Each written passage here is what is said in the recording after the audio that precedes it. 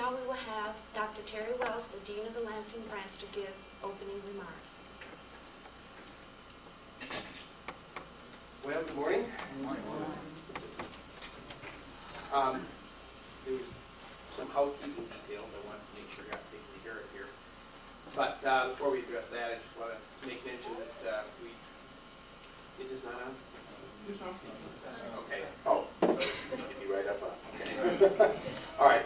I want to welcome everybody again, and I wanted to read some of the topics related to the prophecies, history, and tabernacle pattern that we intend to have the speakers address throughout the course of this series of lectures. And one is the sign of Yahshua's revelation and the end of the world, which of course is Matthew 24th chapter, which you just read, addresses. The ages and dispensations of history by Yahweh's divine pattern. The tabernacle pattern is the key to prophecy and history. How the beastly kingdoms of the world rule until Yahshua reigns supreme. I was told. This week.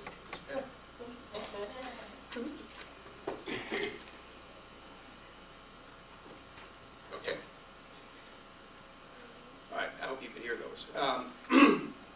The next topic involved is the feasts of Yahweh and how they predict how he operates his purpose through the ages and the dispensations.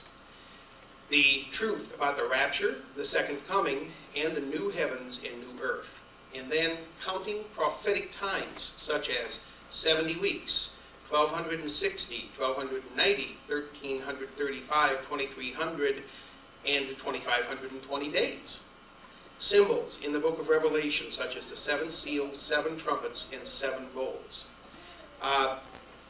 We ask you to pay close attention to the details that will be presented here. They are very important, and I hope that Yahweh blesses you by them spiritually. In the process, I just want to mention this too. The main thrust of all of these things that are in the scriptures and that deal with all of these prophecies has to do with one central theme. And that is the thing that we really, if we carry this away from here, we will understand, I think, quite well. And that is the kingdom of Yahshua the Messiah.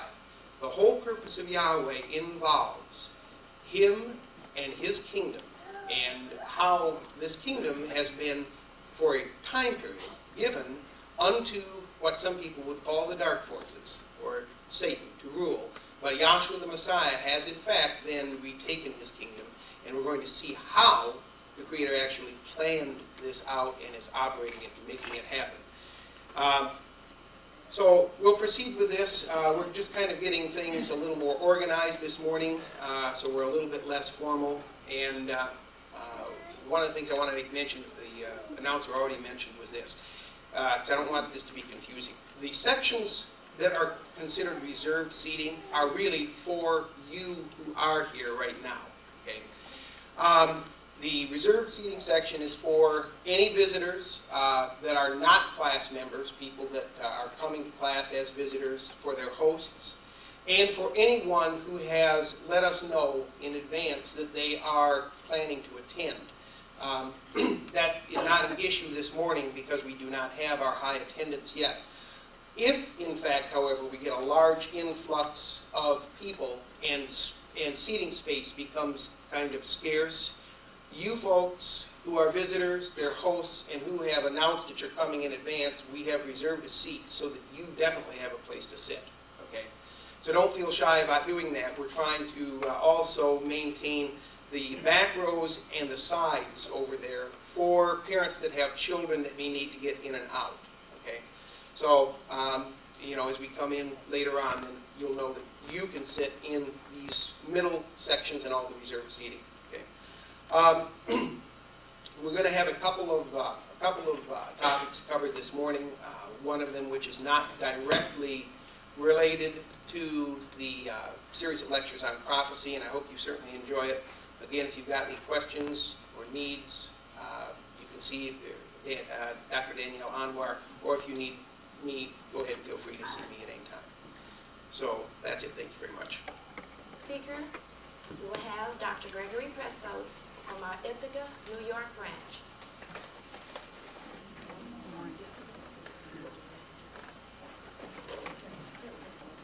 everybody hear me? Is that good? Well, I'm glad I could make it here. Thank you for this opportunity. Let's go over to the scripture reading, Matthew 24. Start at 1. Yeah, please. Matthew 24:1. Then Yahshua went out and departed from the temple, and his disciples came to him for to show him the buildings of the temple.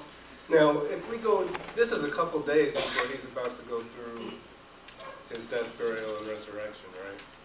And then if we had gone a chapter earlier, in the 23rd chapter, he's in the temple, and he's kind of letting loose and telling people where things stand. So this is really, if you look at it, he's coming down to the culmination of his ministry in the flesh. Now, so the things that he's saying are things that he considers important. And like I say, if we went into the 23rd chapter, we'd find out that he had quite a lot to say about what was going on in the temple and the conditions of the world and the people and everything. So go ahead. And Yahshua said unto them, See ye not all these things? Verily I say unto you, there shall not be left here one stone upon another that shall not be thrown down. Okay. And as he sat upon the mountain of Olives, the disciples came unto him privately, saying, Tell us, when shall these things be? And what shall be the sign of thy coming and of the end of the world? Okay, so here they are, and they want to know what he's talking about, because in the majority of his ministry, when he spoke in public, he spoke in parables, and he said things that people didn't really understand exactly what it was about. So now they want him to explain this. Go ahead. And Yahshua answered and said unto them, Take heed that no man deceive you. Now, it's interesting that the first thing that he says is to take heed that no man deceive you. And what we're going to find out is that when you come down to a certain point in Yahweh's purpose, and Yahweh's purpose repeats, it's cyclical. He operates according to a pattern, and this pattern had a priesthood, and it had particular operations and seasons and cycles that operated. And this pattern is the pattern that Yahweh used to create the universe, and he's operating his purpose by it. Now Yahshua is cautioning them to take heed that no man deceive you. Now what did that tell you?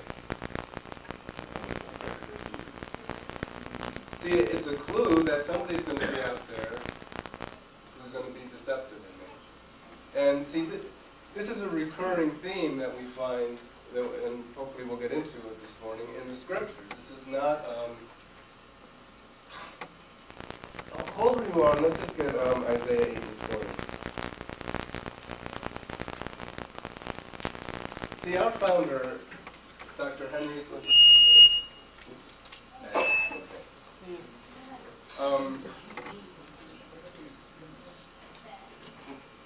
like one of those electric fences.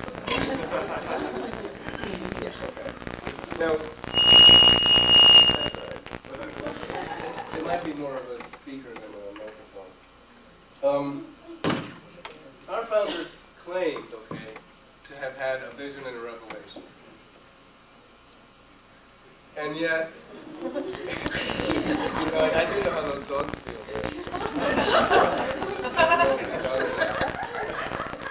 Okay. Now, he did not expect to come in and just go prancing around saying, I had a vision, and just have people accept what he said. And this is a school. It's not a church. And this teaching is based upon the principles that we received from our founder. And they're very simple, and yet they're very precise in a certain way. Now let's get Isaiah 8 and 20. Isaiah 8, verse 20. To the law and to the testimony, if they speak not according to this word. Now let's just take a second, and I don't know the exact verse, but if you go up earlier, you can pick up the context of why he's saying this. Verse 19. And remember, we're working with, or keep in mind, this idea that there's deception in the world. And not everything is going to be always the way it appears or the way you think it is. And, okay, go ahead. Verse 19. And when they shall say unto you, seek unto them that have familiar spirits, and unto wizards that peep and mutter. Okay, now, you can go to the phone, dial 1-900, Psychics Are Us, and you can get advice on your life and get a message from your loved ones and so on and so forth. So even though we're reading out of a Bible, something that was written more than 2,000 years ago, you see there are certain, Yahweh's purpose, Yahweh created mankind, He's operating His purpose. There's principles and forces in play that repeat. Now, so here we are way back in Isaiah, and he's saying, when they shall say unto you, go unto wizards that peep and that mutter, read. Should not a people seek unto their Elohim, for the living to the dead? Read. To the law and to the testimony, if they speak not according to this word, it is because there is no light in them. See, so if you want to know something about God, if you want to know something about the universe, how are you going to know something for sure about, it's hard enough to get scientists to agree about physical things. How are you going to know something for sure about something that you can't see? About God. I mean, some people believe in God, some people don't. Who's right, who's wrong? Now, in being a school, we're not really interested in having opinions or ideas or theories. We're here to know, to whatever extent we can, what's true and what's not true, and then deal with it. Whether you like it or not is really immaterial. But to know for sure whether something is true or not, that's our focus. Now, as it turns out, and I don't believe any of us here would have known anything about this if our founder hadn't told us, is that Yahweh has laid up within the Bible and within the creation proof and evidence of how He operates. So what this scripture is referring to is when you have questions about the great beyond or your life or your job or whatever it is, why would you go to a wizard or a psychic or somebody who's guessing, basically, at best, and remember we are talking about deception, when you could go to your Creator and ask Him? Now, how are you going to do that? See, to the law and to the testimony. We've been sitting with this Bible on our laps or in our closets, and yet, where's that, the visions of all has become unto you as a book that is sealed? Isaiah 29:9. Could we get that? Now, it's always a struggle between digressing far enough so that people have a chance of understanding what you're trying to say, and then digressing so far that you never get to where you're trying to go. So, Is that Isaiah 29:9? yeah. Now remember, we're in Isaiah 8:20, and he's saying, to the law and to the prophets. Well, what's that? Well, come to find out, the first 5 books of your Bible are called the Law of Moses. And the next books, from Joshua to Malachi, are referred to as the Prophecy or the Testimony. So in essence, what it's saying in the Bible is that Yahweh has put within there the witnesses to His purpose. So that if somebody comes in and tries to tell you something about God, or about what you're supposed to do to please Him, or about what He's up to, then you should be able to go back into the Bible and find it there in some form. And if it's not in there, then what the person is saying is simply not according to Yahweh. Okay, let's get this. Isaiah 29:9. Stay yourselves and wonder. Cry you out and cry. They are drunken, but not with wine. They stagger, but not with strong drink. For Yahweh hath poured out upon you the spirit of deep sleep, and hath closed your eyes. The prophets and your rulers, the seers, hath He covered. And the vision of all is become unto you as the words of a book. Now, you've got this book on your lap that is called the Bible. And just like everything else in this world, there's lots of different theories and ideas and opinions about what that Bible is, where it came from, so on and so forth. But now what you may not realize is what that Bible is the record of visions and interactions that Yahweh Elohim has been having with prophets and through the prophets with mankind down through the ages and the dispensations. So when Isaiah 8:20 says, to the law and to the prophets, if they speak not according to this word, it's because there is no light in them. See, Yahweh has laid up his testimony and witnesses to his purpose. And he's done it in the Bible. Now that's not the only place that he's done it. So let's go ahead and get Romans. And let's start it at 16. First chapter. Romans 1, verse 16. For I am not ashamed of the gospel of Yahshua, for it is the power of Yahweh unto salvation to everyone that believeth. Now this is the Apostle Paul.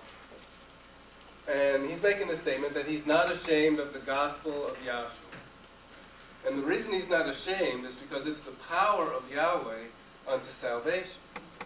Now you see, we find out, see Yahweh, there's a place where the Messiah is praying and he says, Father, I thank you that you've hidden these things from the wise and the prudent and revealed them unto babes. So when we're dealing with the Creator, we're going to have to go about it the way he set it up. Because he set it up in such a way that you can't just go in there on your own power and use it to your own ends. And it's both simple on the one hand and hidden on the other hand. And it's sitting right in front of us, and yet it took Yahweh giving a vision to Dr. Kinley and him coming down and explaining it to us before we could see it. Now the gospel, remember we've talked about very briefly this pattern. Now in this pattern you had a court roundabout, a holy place, and a most holy place. And this weekend there's going to be a lot of explanation about this pattern and its application, so I'm not going to spend a lot of time on that now. But we've all heard about Jesus, the Messiah, how he was crucified, how he was buried, how he rose again from the dead. And in actual fact then appeared for 40 days, ascended on up into heaven, and then on the day of Pentecost came back. Now what we may not have realized is that this pattern is testifying also to that. And this pattern is also reflected in your body and in nature. So in fact, not only can we go to the Bible to learn about Yahweh and his purpose, but we can also go to the physical creation and to nature. Now, just briefly, the gospel of Yahshua the Messiah is how, and we could get this in 1 Corinthians the 15th chapter, but I'm going to try not to get that right now, how he died, not just that he died. We're all familiar with the fact that somebody got hauled up on a cross and killed. But Yahshua the Messiah died according to the Scriptures, and according to this pattern, which is explained in the Scriptures. And it's shown here by this altar. And this altar had 4 points of blood on it. And when they crucified the Messiah, he had a crown of thorns on his head, nails through his hands, nails through his feet, 4 points of blood. This altar, they offered up sacrifices, and they offered up lambs on this altar. And the Messiah, when he came to John to be baptized, John said, "Behold the Lamb of Yahweh." Now you wouldn't know why John is calling Yahshua, whom the world calls Jesus, a lamb, see, unless you go back to the law and to the prophets. Now, next in this tabernacle you come to a laver, and the sacrifices were immersed, were buried and cleansed and washed in the laver. So Yahshua the Messiah, after he's crucified, he's buried. Now, next in this pattern is a principle of the holy anointing oil or the resurrection. So the gospel of Yahshua is how he died, how he was buried, and how he rose again from the dead according to the law and the prophets, according to the Scriptures, according to Isaiah 8:20. Now there's a lot more to that. Go ahead. Romans 1:16.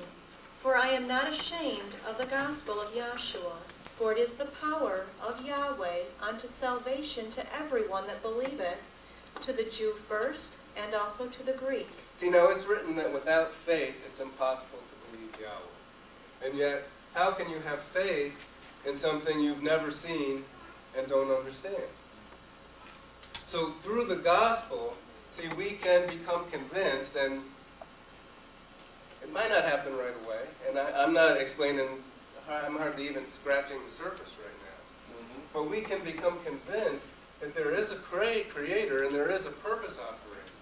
And that unrelated events we thought were unrelated in the scriptures, events we thought were unrelated in history, are all pointing to him and to him being the Messiah. Now, he's also called, just as an example, go ahead, read in Romans, I'm getting ahead of myself. Verse 17. For therein is the righteousness of Yahweh revealed from faith to faith, as it is written, the just shall live by faith. For the wrath of Yahweh is revealed from heaven against all ungodliness and unrighteousness of men who hold the truth in unrighteousness. So Yahweh does have wrath. And we want to be on one side or the other. And I'd rather be on the side that's not going to get the wrath. Go ahead. Verse 19. Because that which may be known of Yahweh is manifest in them. Now the first aim of this institute is to help you find and know Yahweh as he really is and actually exists. See, we can't do it for you. You have to do it. But you have to know how to do it. And we had to be helped, and you need to be helped. And it's not just, really the help that we need comes from the Creator himself. But now that which may be known of Yahweh, see, something may be known of Yahweh. And we're here as a school to know Yahweh for sure, and know what we know and know what we don't know. Now that which may be known of Yahweh, read, is manifest in them. For Yahweh hath showed it unto them. For the invisible things of him from the creation of the world are clearly seen, being understood by the things that are made. So not only has Yahweh laid up, give me please Isaiah 46, 9 and 10. Not only has Yahweh laid up witnesses to his purpose, pattern, and plan in the Bible, see, but he's also done it in the physical creation. And he's laid it right up in our physical bodies. And so this allows us to be able to know things for ourselves and come to a determination for ourselves whether something is true or not, because we can go and see that it's been witnessed to in other places. See, somebody can get up and run their mouth and speak silvery words, and you can get all excited, but it may not have a lot of substance. See, so whatever is said from this floor, and as the founder would say, I had a vision, but make me prove it to your satisfaction. Now, we claim that this teaching comes from has divine origin. See, but you shouldn't just accept that. But what you should do is check it out. What you should do is prove to yourself whether these things are true or not. Is the name of Yahweh correct or not? You can do some research. You don't have to rely on us to find out about that. Is the name Yahshua correct? You can check into these things. See, is your body structured basically this way? Do you have a head, a chest, and an abdomen? Do you have bones and muscles and sinews and so on and so forth? Because all of these things tie back in to this pattern. Now, Isaiah 46, 9 and 10, please. Isaiah 46 and 9. Remember the former things of old, for I am Yahweh, and there is none else. For I am Yahweh, and there is none like me, declaring the end from the beginning, and from ancient times the things that are not yet done. See, now here we are in the year 2000, almost 2003. There's a lot going on in the world. There's a lot of people running around saying God this and God that, right? People are getting interested in prophecy. World events are really coming to a critical stage. It has people's attention. But you see, Yahweh, who dwells, inhabits eternity, he purposed this purpose and he purposed this creation way back, see, in the realm of eternity. And now he brought it forth, and now he's operating his purpose down through the dispensations and ages. And this is a poor example, but when you leave your house in the morning, you have some idea of where you're going and what you're supposed to be doing. And if you don't show up at work, they might call around and say, hey, what's up? See, if you forget where you live, see, I guess that's a problem. Now, there's nothing that Yahweh, there's nothing going on now that Yahweh didn't determine back when he purposed this purpose. And down through the ages and dispensations, he has laid up witnesses and proof over and over again, so that when it came time for Yahshua the Messiah to come into the world, when it came time for our founder to come in and explain these things, see, there was some place to go. We could go to Isaiah 8 and 20. We could go to an anatomy book. Now, where were you in Matthew, the 24th chapter? In the 5th verse. Okay, go ahead. Matthew 24 and 5. For many shall come in my name, saying, I am the Messiah, and shall deceive many. And you shall hear of wars and rumors of wars. See that you be not troubled, for all these things must come to pass, but the end is not yet. Okay. Now, I'd like to go back to Deuteronomy, the 4th chapter. Now, folks, this is a school, and the moderator says that every time we start. And there's a lot to learn here. And it really is impossible to say everything there is to say in one lecture. Right. So you just have to not try to do that. It doesn't work. So we've covered a lot. There's a lot more. There's a couple of things I want to try to tie in with this. If you have any questions, we're always available to answer questions, and we're going to be meeting here all weekend, and there's classes here on a regular basis, and this is really something that's worth learning. And it's unlike anything else that I've come across. And I have looked into a few things. Because in this teaching, you're not relying on someone else's charisma or authority. Now, there's a downside to that. See, because now the responsibility is on you.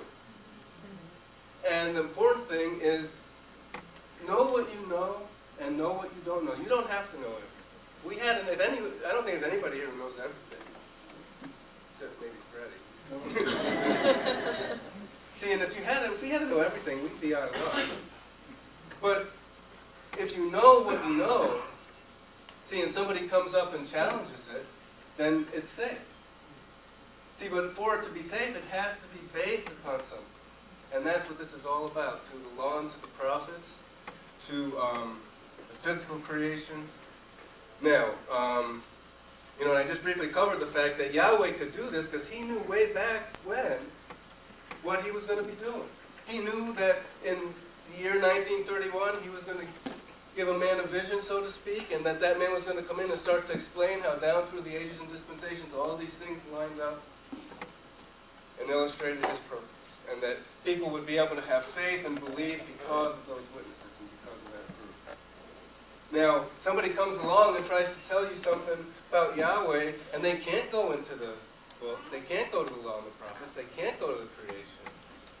See, we already had that covered, we had that read. And that's not my opinion. See, if it's not in there, it's not Yahweh's purpose. Now, this is hidden. It does have to be revealed. We're not going to figure this out with our natural intelligence. So we have to be open-minded. We have to be willing to question. We have to be willing to consider things that maybe we haven't considered. But when it comes right down to it, if you're not convinced beyond a shadow of a doubt, if you can't see the proof, see, leave it alone. And don't be coerced into going along or imagining that you can see something that you don't understand and can't explain. Now, Deuteronomy, the 4th chapter. Verse 1. Yeah, please. Deuteronomy 4, verse 1. Now therefore hearken, O Israel, unto the statutes and unto the judgments which I teach you, for to do them, that ye may live, and go in and possess the land which Yahweh Elohim of your fathers giveth you. Okay, now, Deuteronomy is the 5th or the last book of Moses. And it means essentially the second reading of the law. And you find if you read the whole book of Deuteronomy that Moses essentially reviews the entire experience that he and the children of Israel have had with Yahweh from coming out of Egypt until where Moses is standing there. So, in the context of how we're explaining this, see, this is, Deuteronomy is Moses' farewell address. Right? What happens at the end of Deuteronomy? Moses goes away. This is it. So he's been with these people for 40 years. They've gone through a lot of stuff. And now he is recounting and focusing their attention on specific things as he takes them through this book. So now, hold where you are and just get for me Ezekiel 21:27. And I just see, like I said, we have a limited time, and it's impossible to lay everything out. And that's why it's up to you to check these things out, and you can only be convinced when you check this out for yourself. But there is, everything that's said from this floor should be backed up. There should be some basis. See, so it's just, there's just not time to always pull it all out. And I certainly don't remember all the scriptures, and that's why each and every one of us have to study and learn this for ourselves. Now read this. Ezekiel 21 and 27. I will overturn it, and it shall be no more until he come whose right it is, and I will give it him. Now, Yahweh's purpose, see, it overturns, and it overturns, and it overturns. And it's running according to this pattern, and there's cycles. And if you see something in one place, see, you're going to see it someplace else, because it's going by a pattern and it's going to repeat. Now, the manifestations are going to change. Things are going to be different.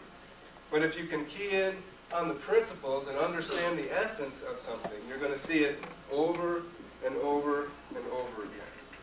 And it all culminates, see, in Yahshua the Messiah. Now, here's Moses, 4:1, Deuteronomy. Deuteronomy 4:1. Now therefore hearken, O Israel, unto the statutes and unto the judgments which I teach you, for to do them, that Now, ye you see, may live. Moses taught that. See, they were in school for 40 years in the wilderness, and Moses was teaching them. And now that he's about to leave them, he's telling them, look, pay attention to the things that I taught you. Read. That ye may live and go in and possess the land which Yahweh Elohim of your fathers giveth you. See, because you're going to need, see, they were here in the wilderness. They were in bondage in Egypt, and he brought them out into the wilderness. And they spent 40 years there where that first generation died and that second generation was born and raised. Now, he's planning on taking them in the Canaan land. Yahweh is. Moses, and he explains it later in this chapter, Yahweh got mad at Moses because Moses disobeyed him. So Yahweh's not going to allow Moses to take them up. And there's other reasons for that as well. Joshua's the one who's going to take them over. Right. But Moses is telling them, hearken to the things that I taught you because you're going to need it in the land where you're going. So the things that they learned here in the wilderness, it wasn't just wilderness stuff.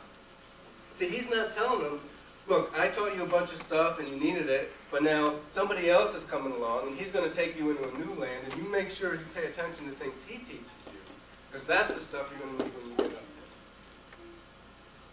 Okay, that's not what he's saying. Is it? So, see, if somebody were to come along and say that, you say, well, that could be. Let's check it. How does Yahweh's purpose overturn and overturn? Is that how he works it? He could have worked it that way. See, so it's just witnesses and proof, and we need to just, whatever's said, you should listen to it and you should check it. But if it's Yahweh's purpose, it's going to be according to the law and the prophets, and you're going to be able to find it. Now, read on. Verse 2, You shall not add unto the word which I command you, neither shall you diminish aught from it, that you may keep the commandments of Yahweh your Elohim, which I command you.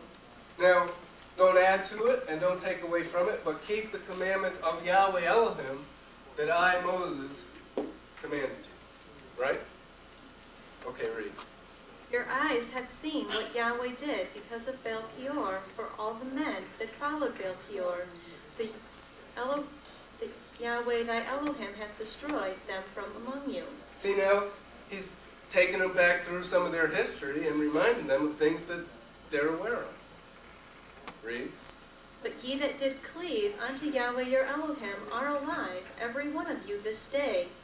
Behold, I have taught you statutes. Now hold on. See, so he's telling them, hearken unto the judgments. And as an example, now remember those people that didn't hearken unto the judgments over at Baal Peor there? Remember what happened to them? See, they got killed. But those of you that stuck with Yahweh, you're the ones I'm talking to this day. See, so he went back and gave him a witness. Read. Verse 5, Behold, I have taught you statutes and judgments, even as Yahweh my Elohim commanded me. Now, see, in the first verse, he just told them, you remember the things that I taught you. But now we're finding out that the things that Moses taught the children of Israel are the things that Yahweh told him to teach them. Right? Okay, read a little more. That ye should do in the land whither ye go to possess it. Now see, here we go again. The things that you're learning here in the wilderness are the things you're going to need when you get to the land where you're going. See, you're being prepared down here to go up and inhabit this land up here. Okay. See, it's not changing. See, some people would think or would propose that this is one thing and this is another. And when you get up here, it's all different. You got to get a whole bunch of new stuff. But that's not what the witness shows. You're being prepared here in the wilderness and for what they're going to need up here. And they're going to need to stick to the things that Moses taught them, because Yahweh told Moses to teach them. Okay, read. Verse 6, Keep therefore and do them, for this is your wisdom and your understanding in the sight of the nations, which shall hear all these statutes and say, Surely this great nation is a wise and understanding people. Okay, now, I'm running out of time. I know that because the clock is ticking. I don't know how much time I have left. You have an idea? Okay. So I'm going to have to jump. But remember, we're talking about, see, Yahweh operating by a pattern, and he overturns and he overturns. And it's way back here, he chose a man, appeared to him in a vision, and sent him down to teach the people. And then the people were supposed to take those things that were taught up into this new land. See, that establishes, as it were, a pattern. Now, what I'd like to do, and I mean, most of you are probably familiar with this, but we're going to jump from Moses all the way down to Dr. Kinley. Now, there's other examples, but these are the last two lectures that he gave, transcripts of them. And see, we've been on the subject of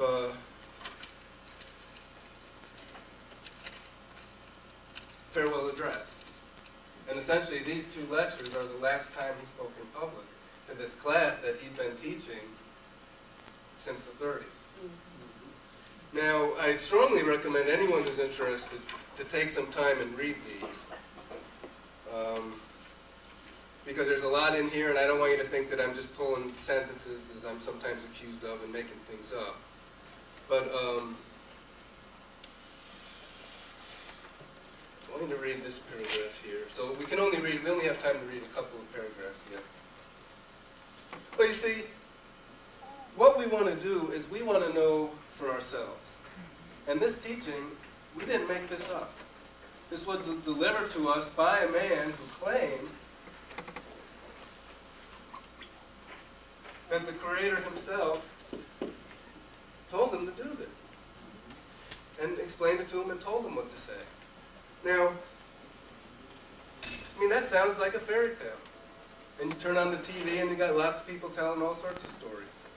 So the only way we can know if something is true or not is we have to apply the methods that we've been given. And that's to the law and to the prophets, Yahweh to the physical creation, Yahweh overturning and overturning his purpose. Now, hopefully we can get a few excerpts and you just get the flavor for what Dr. Kinley was trying to convey when he got up off of his deathbed in 1975, December, to talk to these people 2 more times. So go ahead, read this. This is out of the December 3rd, 1975 transcript entitled Erroneous Doctrine, Preached from the Floor, page 2. This is Dr. Kinley once again speaking. And you received it. I preached it and you received it.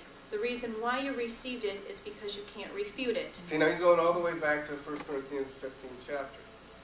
Go ahead. Now, I don't care who you are, you can't refute it. Now, see, he said he preached it, and you can't refute it. Now, I've heard a lot of people to this day gainsay it and contradict it. But before you're going to come in with something else, you've got to remove what was there first. And to do that, you've got to, it's not enough to disagree or propose something different. You've got to refute the things that Dr. Kinley taught consistently for, what, a 40-year period. Okay, go ahead. You can't dispute it, not with this Bible. So, the solution is we don't need the Bible. Because if you don't use the Bible, then you don't have to deal with the things that Dr. Kinley taught. You don't have to deal with Isaiah 8 and 20. You don't have to deal with to the law and to the prophets. You don't have to deal with declaring the end from the beginning. You don't have to deal with, another thing I didn't mention was that Yahshua, the Messiah, he's fulfilling the things that are written in the law and in the prophets. That's how you can go to the law and the prophets to understand it. Now I'm starting to rush, and that's not a good thing. Go ahead. And then I want to say something else right here, too. Now, it's stupid in you putting up money to send another peace mission overseas to preach an erroneous doctrine over there. Now what had happened was, he was sick, not in class all the time, and people had gotten up on the floor and said that it was erroneous, they were preaching erroneous doctrine. And then other people were saying that the teaching was erroneous, and the gospel wasn't being preached, and all sorts of flack was going on. Now what he's telling them is we're sending a peace mission. We sent this teaching around the world 3 times. And it's kind of stupid for you to do that if you think that it's erroneous. Now, go ahead. I wouldn't be asking you to do nothing like that if we couldn't prove the divine authenticity, the unerring accuracy, the absolute infallibility of Yahweh and his eternal purpose. So, see, here he is at the end of his ministry, and he's emphasizing the fact that we can prove this, that you've got to prove it, that it's the proof. And you can't refute it, and you can't dispute it. And to come along, and you can say anything about it you want to say, but to someone who's investigated it, to somebody who's seen it, there's nothing you can do with it. And, you know, if he was ever going to change his story, a couple months before he's going to pass away would be the time. And there's somewhere in here, I don't know if I'll be able to find it where he mentions that. Go ahead. I wouldn't ask you to do that. Now, I don't have to try to defend anything at all. I don't have to do that. I preached it to you. I lived it. I performed the miracles that Yahweh gave me to perform among you, and you know it. Now, I don't know, remember Moses saying, I did what Yahweh told me? Here's Dr. Kinley. I came in, I taught it. I did the miracles Yahweh told me to perform. See, it's the same thing, folks. Go ahead, read a little more. None of it has ever failed, but it is expedient for you to realize and to recognize that that satanic spirit will rise up among you, brethren. See, now what was Yahshua warning them about? See, don't be deceived. Now, if we read on in Deuteronomy, he's telling them that once you get up into the land, you're going to forget about Yahweh. You're going to disobey these judgments that I've told you, and he's going to punish you. Okay. It's just expedient. You can expect that. It's supposed to do that. I'm not kicking about that. I See, just so want- whenever Yahweh comes in and gives a revelation, see, the ministry of iniquity is going to come in behind it, try to undo it, or try to deceive you. But he's given us the tools up front to deal with that. Go ahead, a little more. I'm not kicking about that. I just want you to be prepared to reject it, because I want you to be saved. So,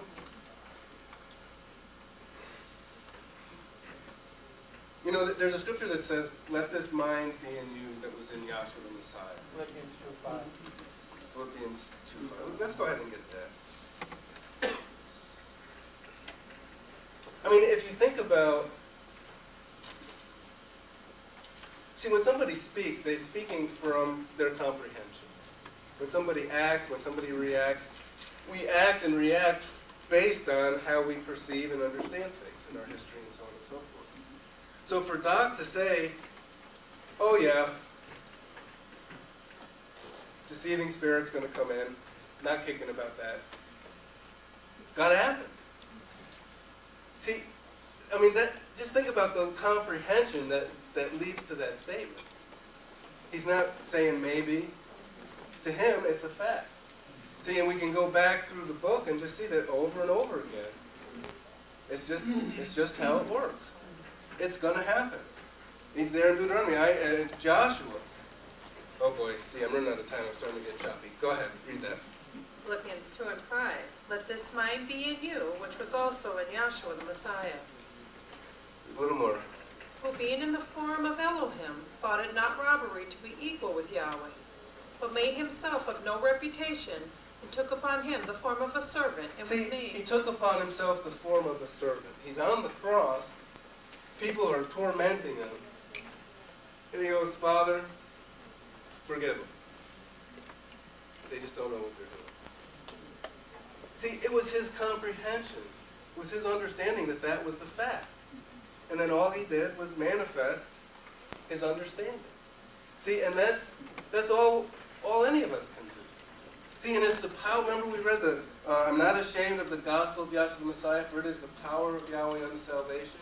See, the gospel, this teaching, and I don't even want to call what I'm doing here an introduction, because it hardly even covers that. But this teaching has the ability to change your comprehension, to change your understanding, to change what you see when you look at something, to change what you feel when you experience something. And that is salvation, to be, I'm way ahead of myself now. 5 minutes, okay.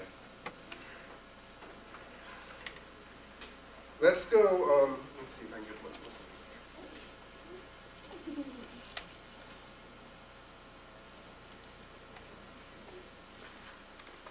It's really worth reading this.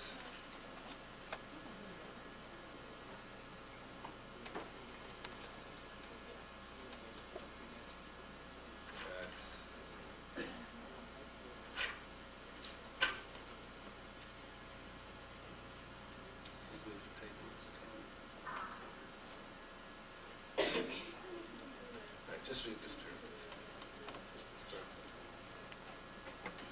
This is still within the same transfer. You know, the reason I'm taking the time to read this, and again, I encourage everyone to read these on your own, you know, take some time, let it soak in. There's a lot of things there's a lot going on in the world, there's a lot going on in our lives, there's a lot of things being said.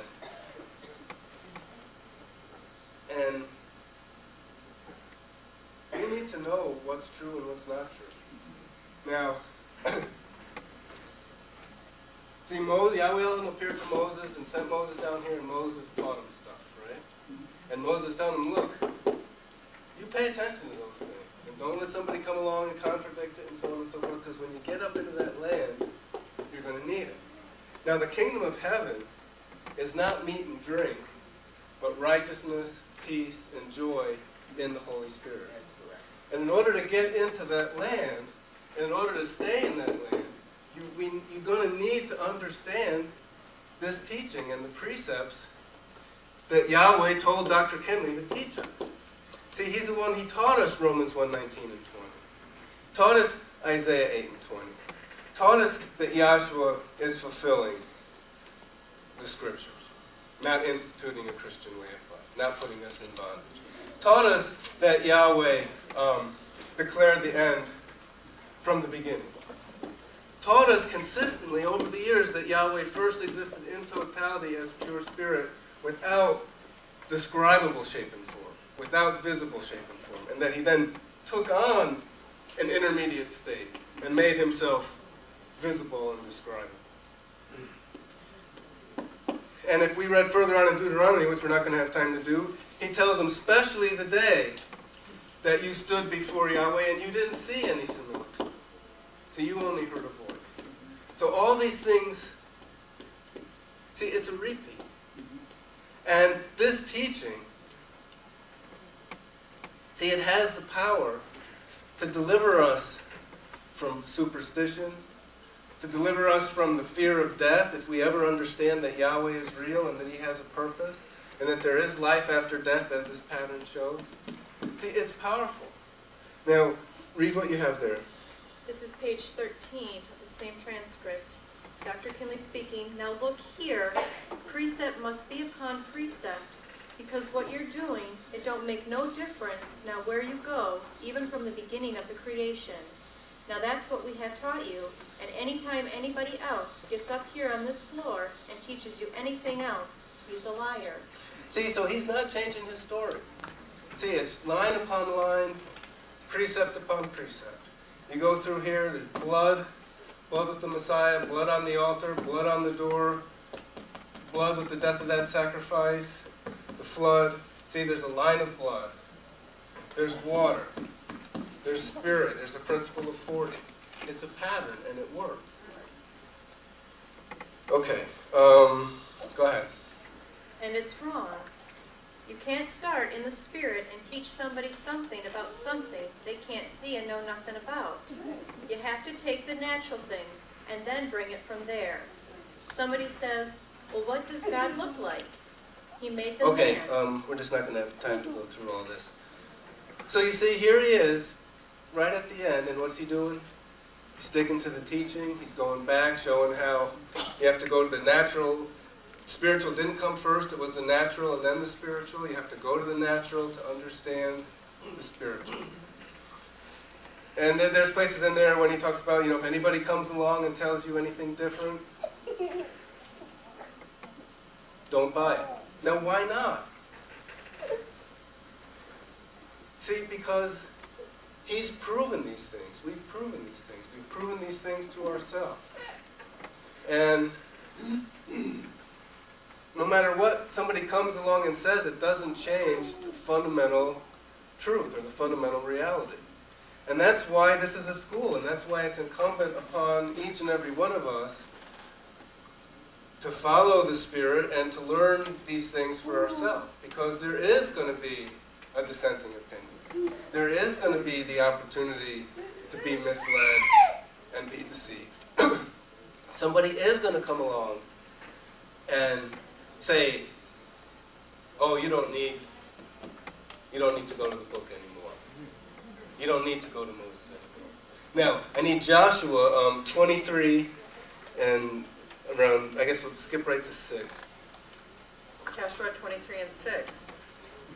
Be you therefore very courageous. Now here's Joshua. And this is what's he about to do? He's about to take off. He's about done. Now, in the 24th chapter, which we're not going to get into now, he goes and tells them, I did this, and I did that, and Yahweh did this. And what does he do? He takes them back through the history. What did Moses do? Took them back through the history. If you read these transcripts, what does Doc do? I told you about Roosevelt, and I told you about the Second World War, and I told you about this, and I told you about that. Tifo gets the same thing. And it's not about Moses, and it's not about Dr. Kinley. It's not even about Yahshua the Messiah after the flesh. It's about the operation of Yahweh's eternal purpose. It's about his Spirit operating in us. No, go ahead, read. Be ye therefore very courageous, to keep and to do all that is written in the book of the law of Moses. Now this train of thought kind of started after Tennessee, and I've been traveling a lot, so from class to class over now, a year and a half. Because I'll be honest, we should question. We shouldn't be hard-headed. See, when people come up with things that are contradictory, or this was contradictory when we first came across it. I'm thankful that I considered that. So we want to be open-minded. We want to ask questions. We want to listen to things. But what we don't want to be is dumb. See, we don't want to be deceived. So you can tell me anything you want to tell me, but if I've gone in and seen that the name is Yahweh, there's nothing you can say that's going to convince me that it's not. See, so it's safe. Now, this teaching that we've received is a tremendous teaching. And if we went on here in Deuteronomy, Moses tells them, he says, what nation has Yahweh so nigh unto thee? What nation has Yahweh spoken to directly? And he says, this shall be your wisdom and your knowledge in the sight of the people. See, in this teaching, there's nothing like it. And you talk about Yahweh always being in shape and form or taking on shape and form. Look to the physical creation. Was it always in shape and form, or did it take on shape and form? Look to how stars are formed. Are they always there, or do they form from a cloud of gas? The teaching that Dr. Kinley delivered to us is tight, and it's real, and it's powerful. And now, here's Joshua. Now, he's the man that took him up in here. Right? Now, if he was going to teach him something new, now would be the time.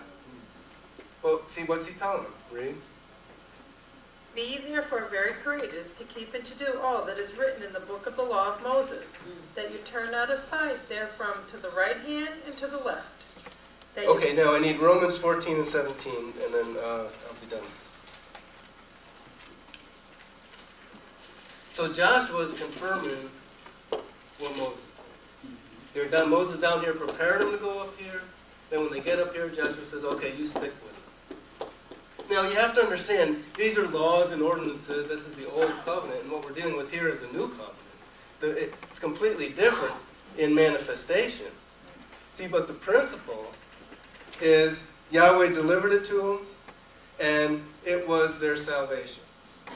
Now the things that we've taught, the things that we've been able to verify, the things that we've learned here, they will deliver us from darkness. They will deliver us into righteousness, peace, and joy. They will keep us at peace. But don't let someone come along and gainsay him or contradict him. Romans 14:17, please. Romans 14:17. For the kingdom of Yahweh is not meat and drink, but righteousness and peace and joy in the Holy Spirit. See, now Moses gave them ordinances so they could go in and fight a physical fight and inhabit a physical land. But what we've been given is spiritual principles. And see, that's going to allow us to go in to the kingdom of heaven. See, of righteousness, peace, and joy. See, I'm not ashamed of the gospel of Yahshua the Messiah, for it is the power of Yahweh unto salvation. Hope you got something out of that.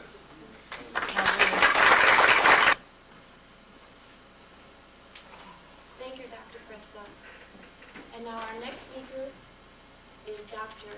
Fred Allen from our Albuquerque, New Mexico branch, who is also a member of the Board of Trustees.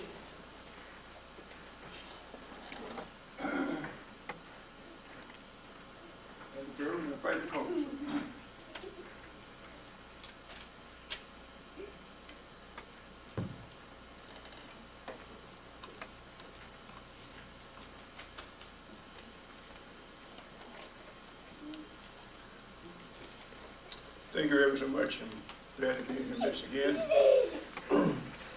And to once again testify the things I've come to learn to know for surely in this group. Now you all, if my voice gets bad, pull me down. Because I don't want to waste your time and you can't understand what I'm saying. It's too important. This is not to be played with, not to be it. Having read that transcript when I was sitting there, reminded me about when I was there at the class when Dr. King gave his lecture.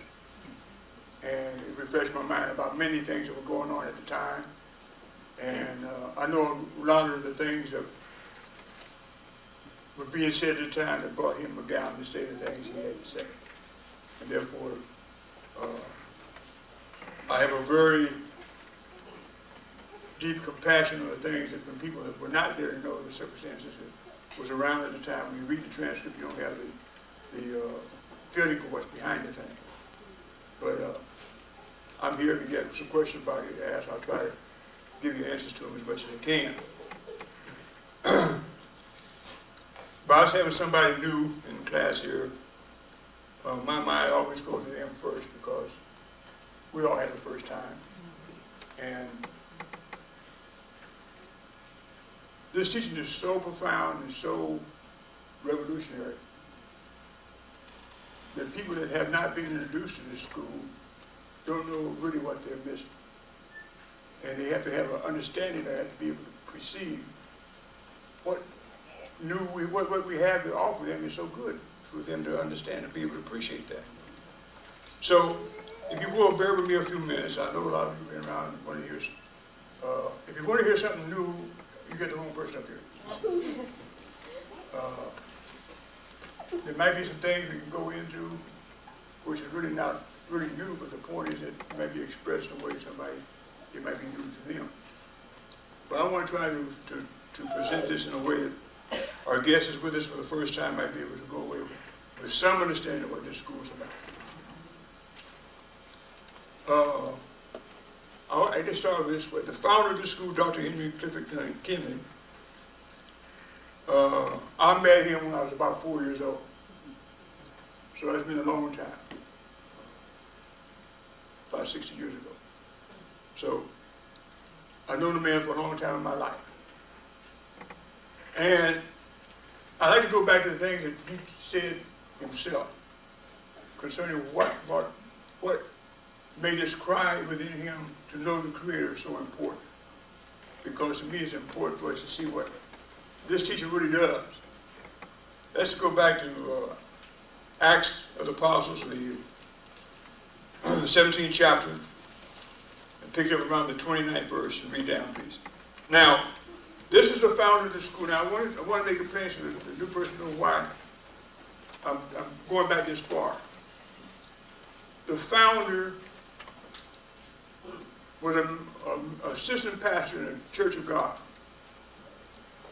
And he was claimed to be a walking Bible. So it's not a matter of knowing what's in the Bible was the problem.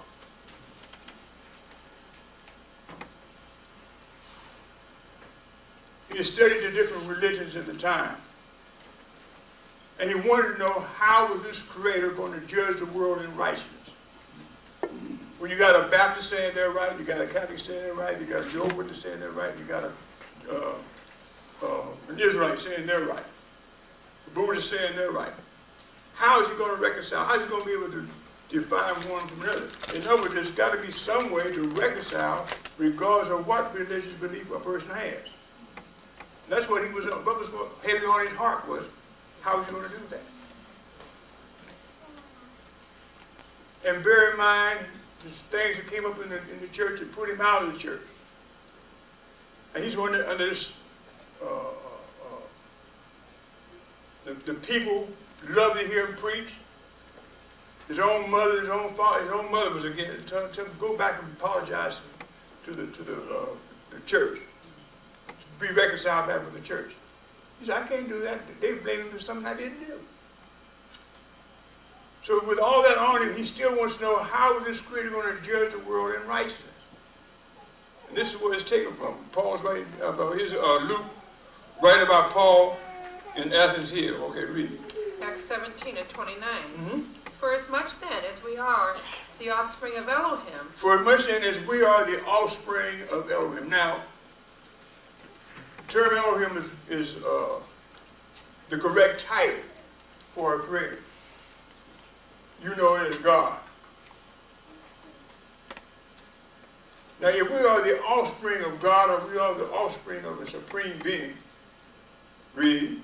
We ought not to think that We ought not to think, read on, that the Godhead that the Godhead, is like unto gold, like unto gold, or silver, or silver, or stone, or stone, graven by art, graven by art, and man's device. and man's device.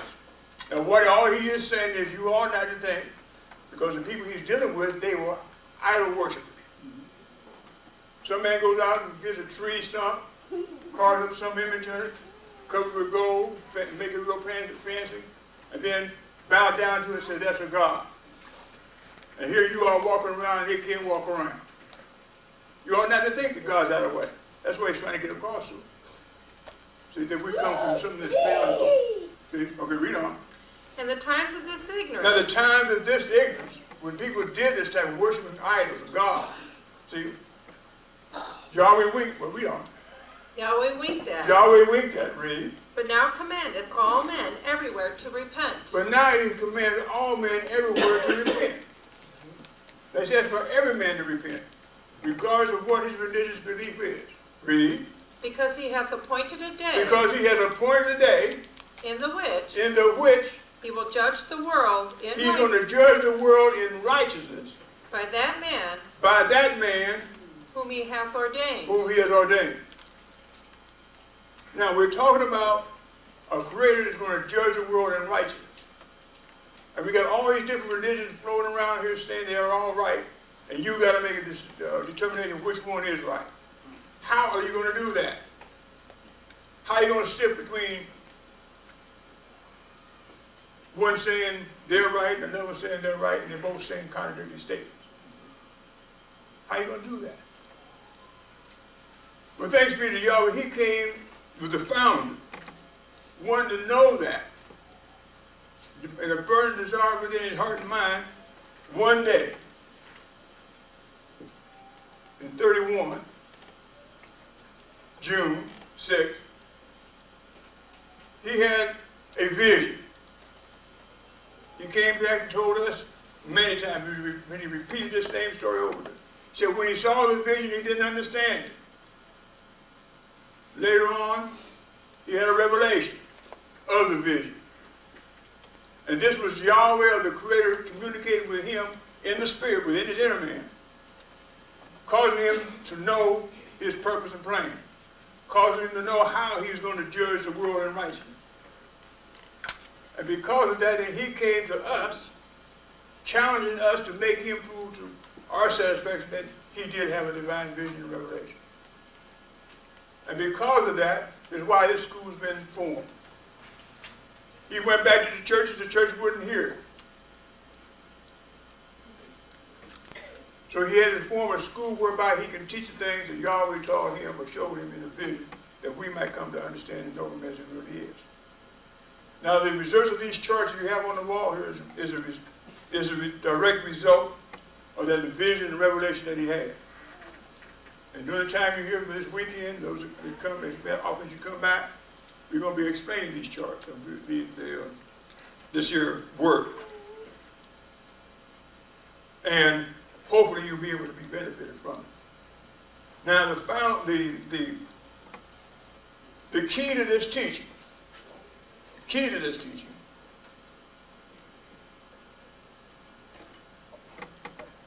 is the divine tabernacle pattern that was shown to Moses. Now, I'd like for you to get Exodus the 24th chapter. Now,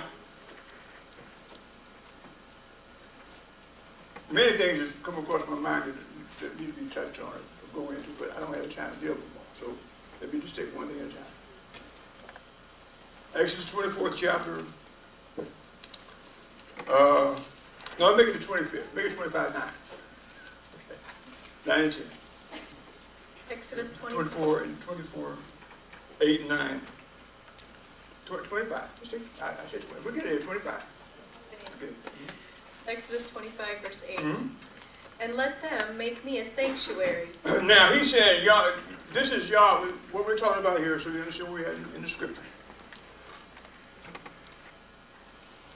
after Yahweh had delivered the Israel out of the land of Egypt through the divided waters of the Red Sea and brought them into the wilderness, they came to Mount Sinai. And Yahweh has brought a series of events that had transpired. Yahweh has given a law down to the children of Israel. And then he called Moses up in the top of the mountain.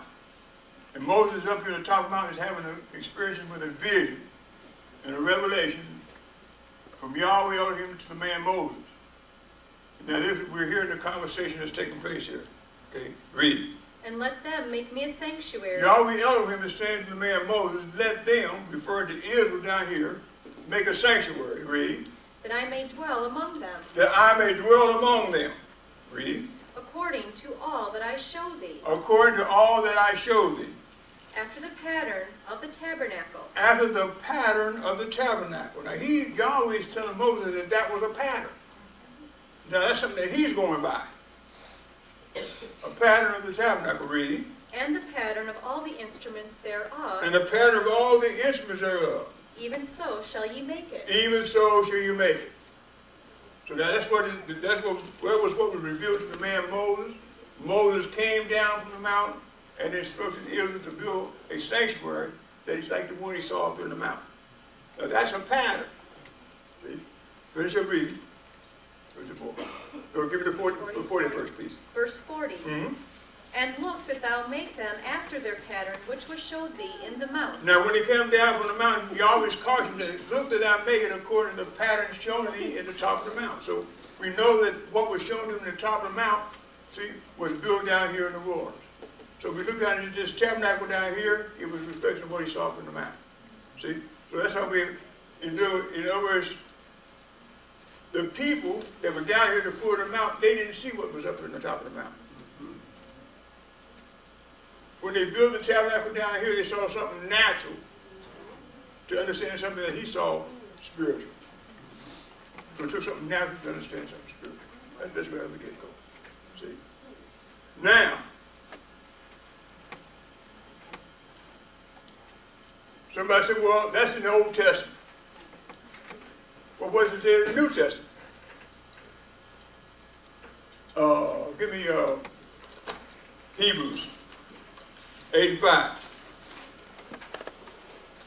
You also stop by, if you want to stop by Luke, not Luke, but Acts of Apostles, 7 and 44, I believe it is. Hebrews 8 and 5. Who served unto the example and Now shadow. this is Paul writing a letter to the Hebrews, see? Who served as an example or shadow, read, of heavenly things. of heavenly things.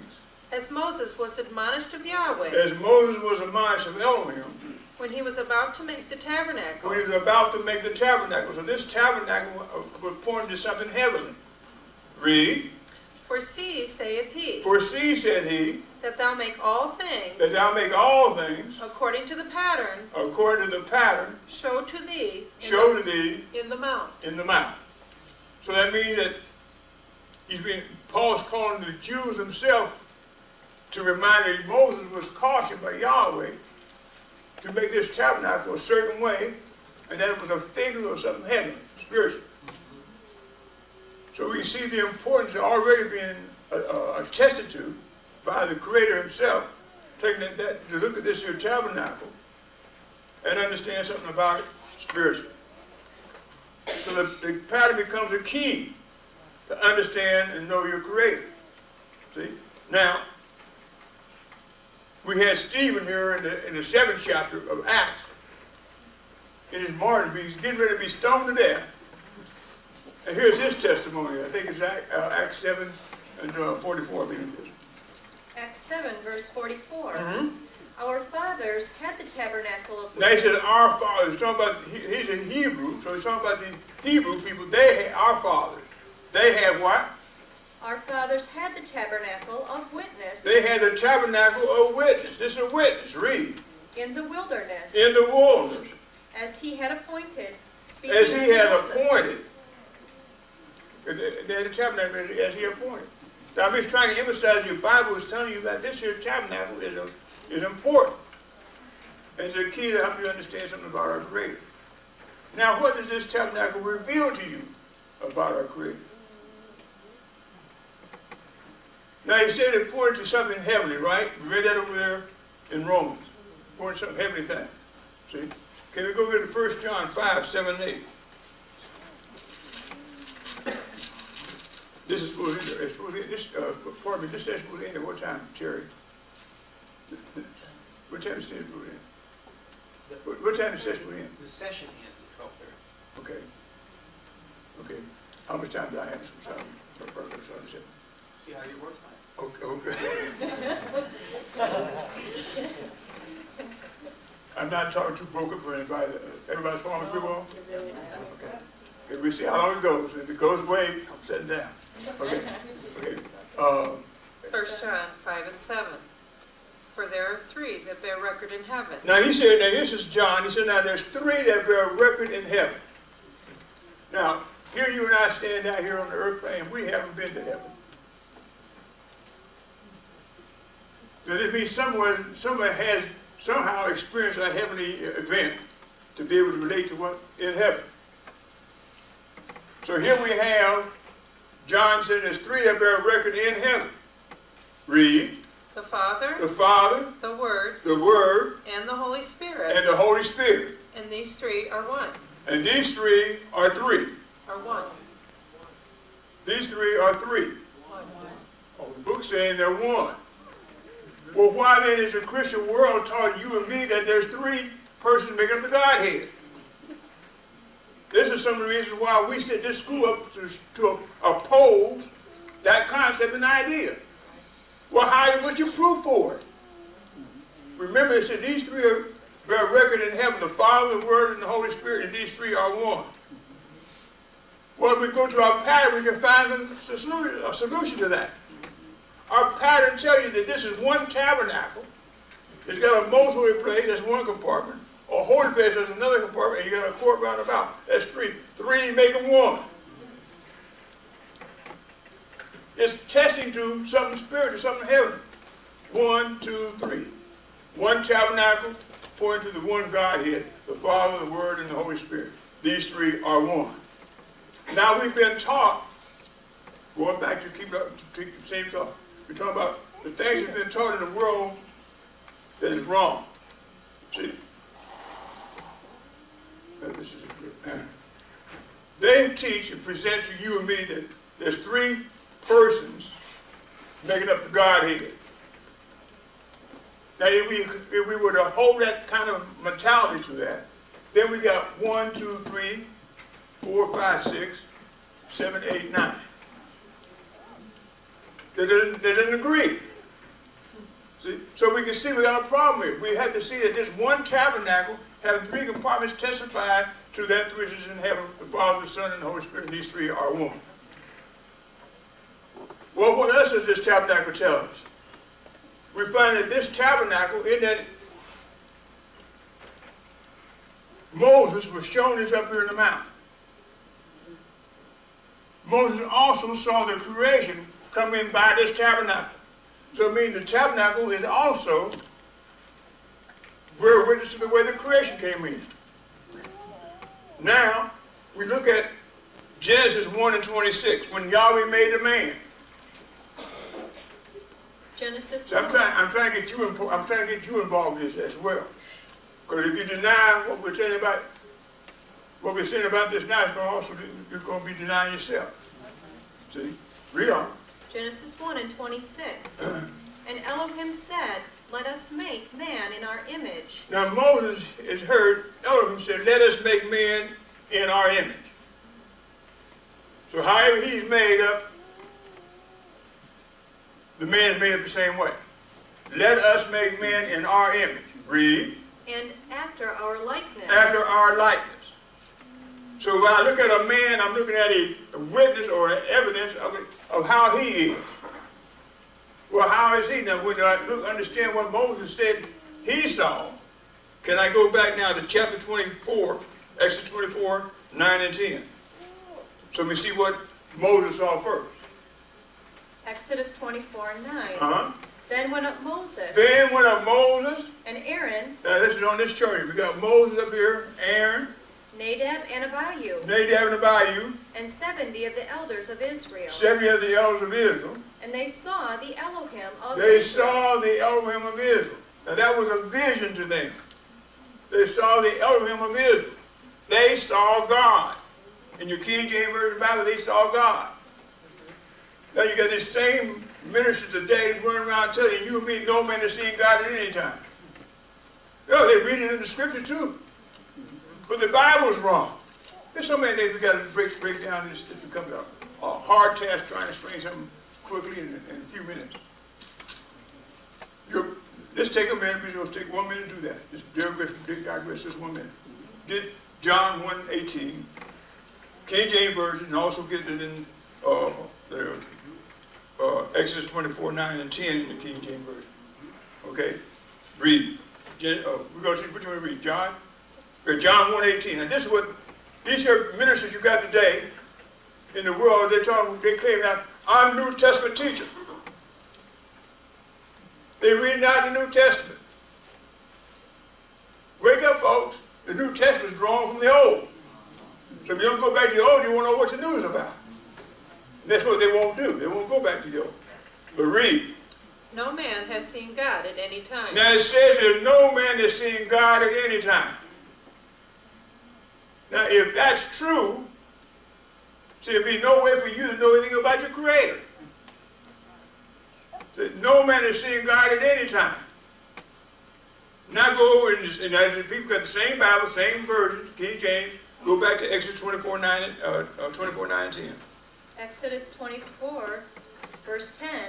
And they saw the God of Israel. They saw the God of Israel. Now that's a contradiction in your Bible. No man has seen God at any time, and there's 74 people said they saw God. What's the matter? They don't have the correct names and titles in the Bible. That's what's the problem is. That's your whole problem. We got to straighten that out first before we can even go any further. See? Now the name of the Heavenly Father that was revealed to Moses was Yahweh at the burning bush. That was the name he took down in the land of Egypt and delivered the children of Israel, was the name Yahweh. The name of his son is Joshua, not Jesus. Now, we're going to go and read the same two verses we just got through reading out of the Holy Name Bible. Now, we didn't put this Bible together. Matter of fact, the founder said he had to wait until this Bible came out before he could bring up the name. See? But now, what happens here? Let's read the same two verses out of the Holy Name Bible. Now, all this happened is an Italian Jew went back and inserted back into the Scriptures the correct and true name and titles in the Scriptures. Okay, read, please. John 1:19, 1:18, rather. No man has seen the Father at any time. Now it says, no man has seen the Father at any time. That's accurate. What do you mean by that? I keep over there, Chucky over there. No man has seen the Father. The Father is described on this chart as this cloud. No man has seen the Father at any time. That's true. No, everything, mankind and the whole universe abides within Yahweh. Nobody's gotten outside of Yahweh to see him, so no man has seen the Father at any time. That's correct. See? Now go read over in Exodus 24:9 and 10.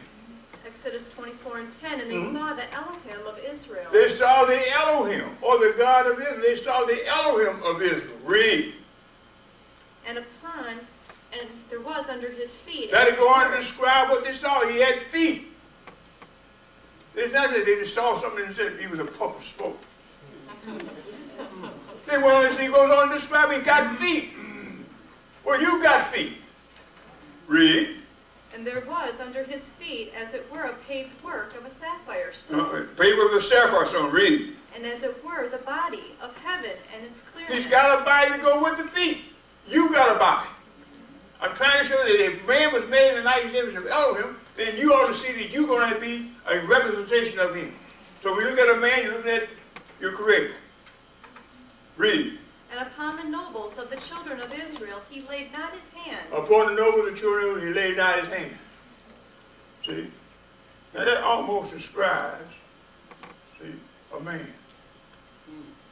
Go get me Ezekiel 1:26.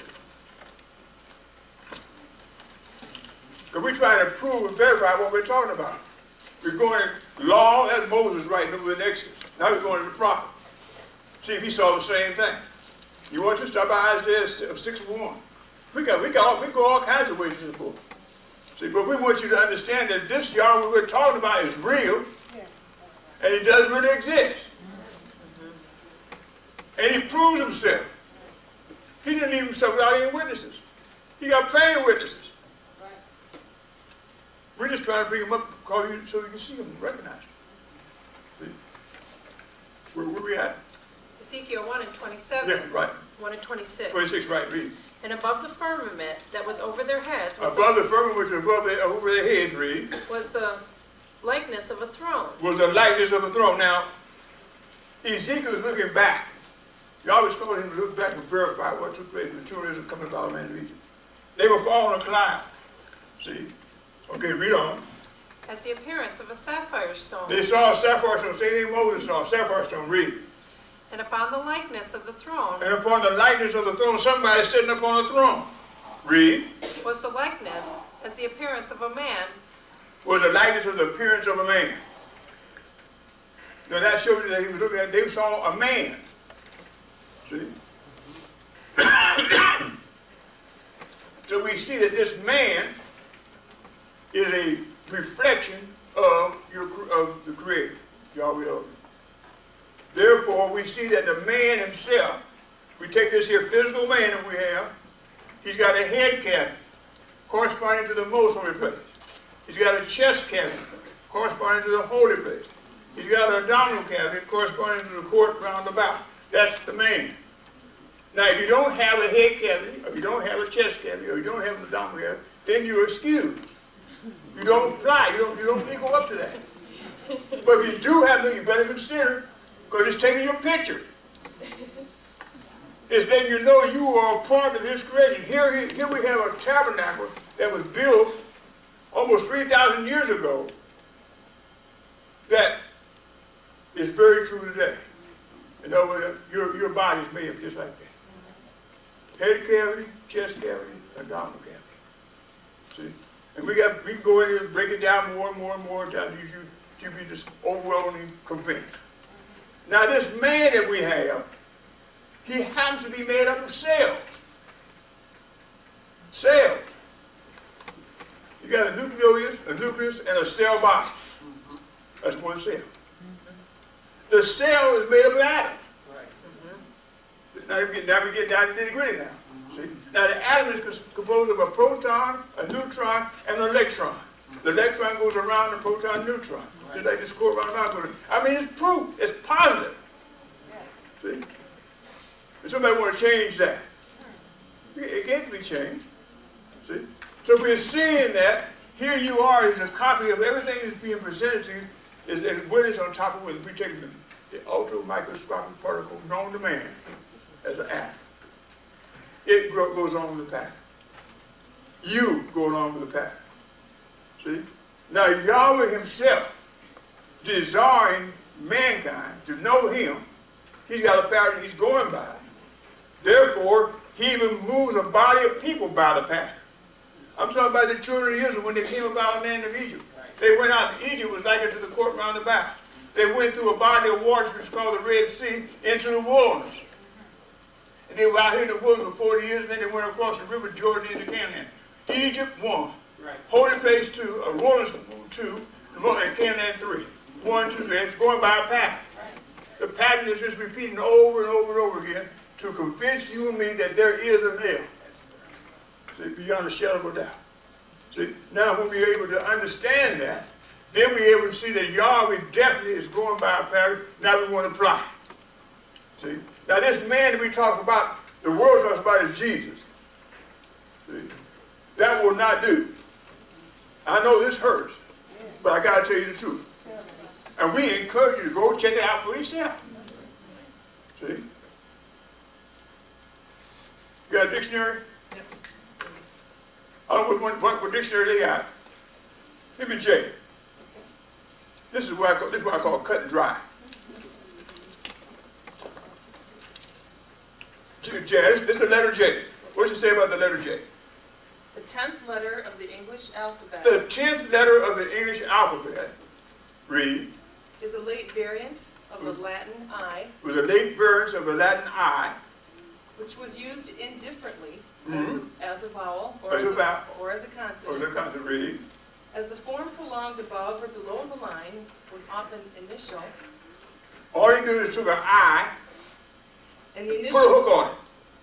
and the initial was usually consonantal, Mm-hmm.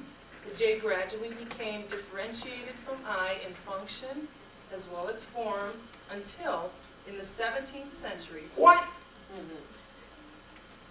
Repeat that again.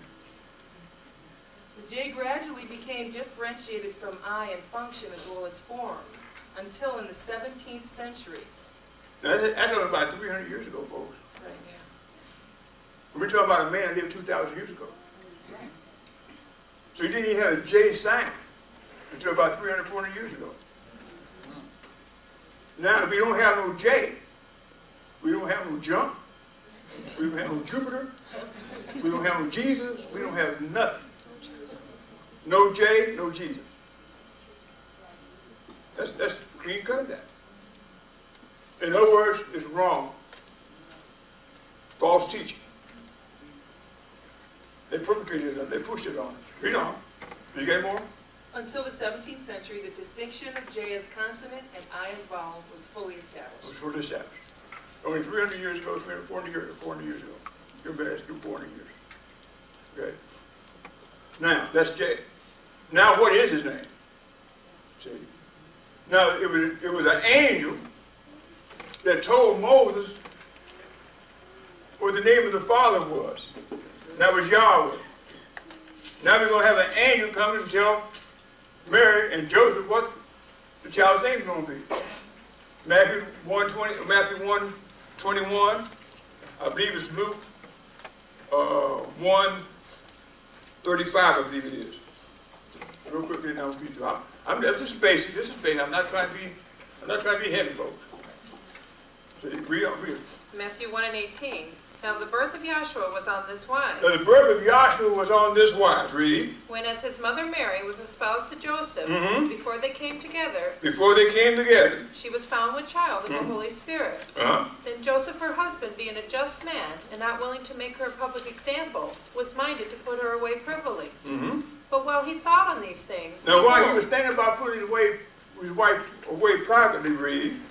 Behold, the angel of Yahweh appeared unto him in a dream, saying, The angel came to him privately and said to him, read. Joseph, thou son of David, fear not to take unto thee Mary thy wife, for that which is conceived in her is of the Holy Spirit. And she shall bring forth a son. She shall bring forth a son. And thou shalt call his name Yahshua. And thou shalt call his name Yahshua.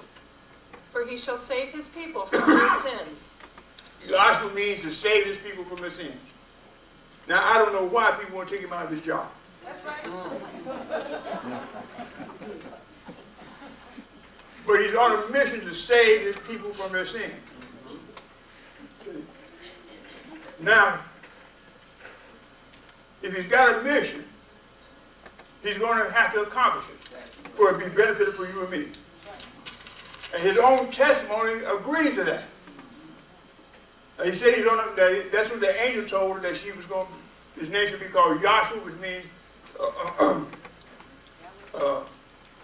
he shall save his people from their sin. Okay? So it means he delivered them from their sin. And look, folks, a book of what we're down here about this is about the scriptures, about the prophecy and all. The key point is pinpoint when that man was around here. Because the Jews themselves, they don't believe he's come yet. And their own scripture testifies he's supposed to be here by now. Supposed to be here, gone. See? I'm talking about prophecy now. See, dealing with the Messiah. See? Now, this tabernacle, see, it attests to Yahshua the Messiah. This tabernacle, see, let me do it this way. See,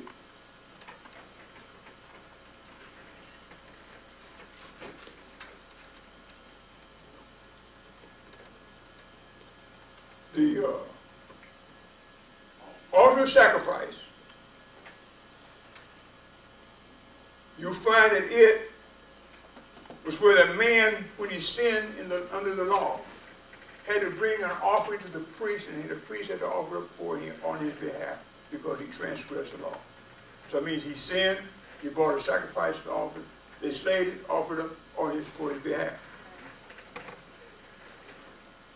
But the high priest had to take a slain animal, take blood of it, put it on the four horns of this altar.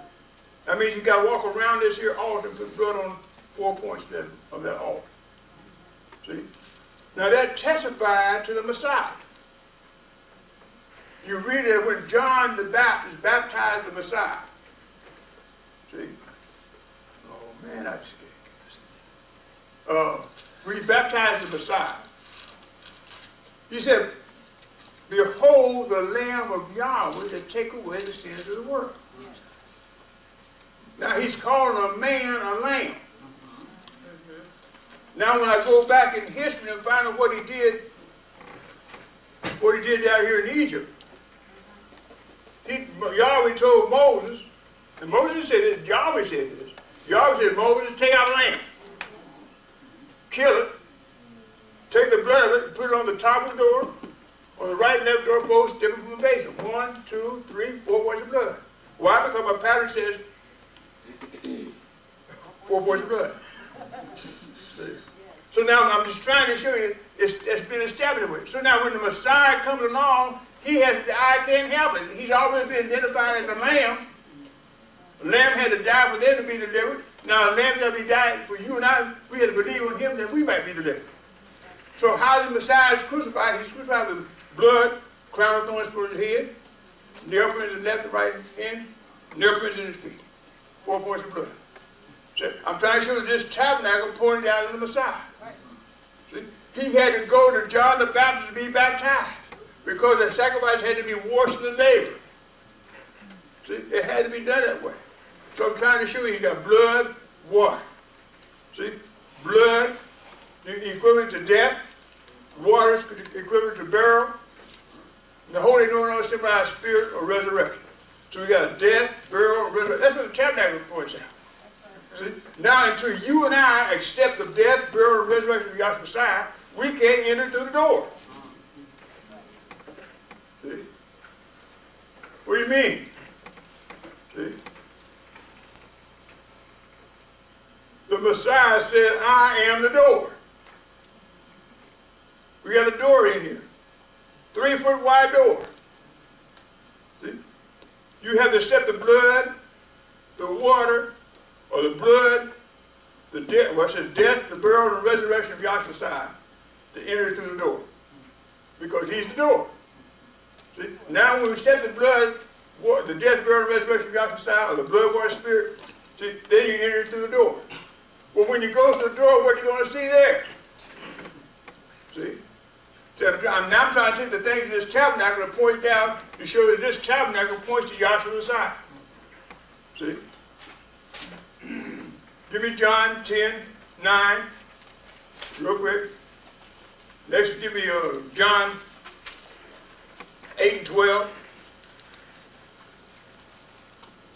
John 10:9. I am the door. He says, I am the door. By me, if any man enter in. Now this is, I'm talking about the same man saying this. I am the door. Okay? Great. Read. By me, if any man enter in. If any man enter in. He shall be saved. He shall be saved. So that means the only way I'm going to get to the Father is through him. Okay? Now once I go in through the door, what's next? Now if you don't, you have Matthew the 24th chapter read. Can we go back and pick up the 14th, 15th verse? Please, one more time. Matthew 24, verse 14. And this gospel of the kingdom shall Now he be says, preached. this gospel of the kingdom. What we are presenting to you is the death, the burial, and resurrection of Yahshua Messiah. That is the gospel of the kingdom. That's right. Unless you accept that, you cannot enter in. Okay. And what we're trying to show you is later, precept upon precept, is over and over and over and over and over again. So hopefully somewhere along you be convinced that he is the Savior of the world. Believing on him enters you into the door. So when you enter in through the door, see, that's when you're in Yahshua.